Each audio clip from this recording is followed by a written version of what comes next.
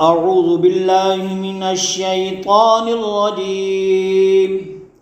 بسم الله الرحمن الرحيم. يا أيها المزمل قم الليل إلا قليلا نصفه أو انقص منه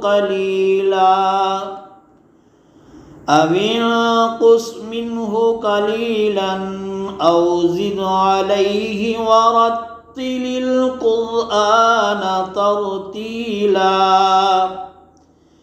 إنا سنلقي عليك قولا ثقيلا إن ناشئة الليل هي أشد وطئا وأقوم قيلا إن لك في النهار سبحا طويلا واذكر اسم ربك وتبتل إليه تبتيلا رب المشرق والمغرب لا إله إلا هو فاتخذه وكيلا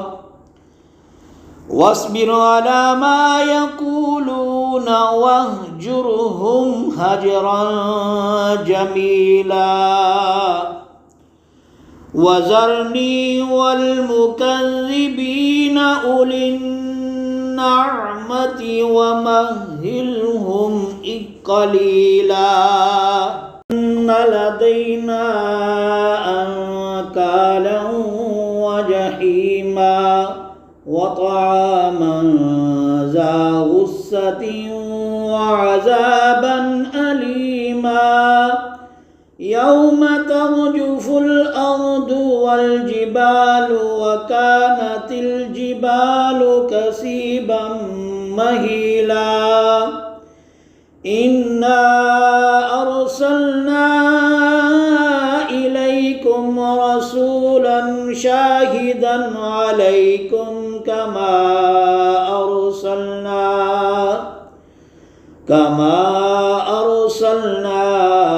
إلى فرعون رسولا فعصى فرعون الرسول فأخذناه أخذا وبيلا فكيف تتقون إن كفرتم يوما يجعل الولدان شيبا السماء منفطر به كان وعده مفعولا إن هذه تذكرة فمن شاء اتخذ إلى ربه سبيلا إن ربك يعلم أنك تقوم أدنى من ثلثي الليل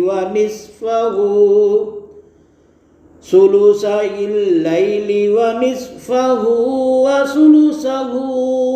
وطائفة من الذين معك والله يقدر الليل والنهار علم أن لن تحصوه فتاب عليكم فاقرؤوا ما تيسر من القرآن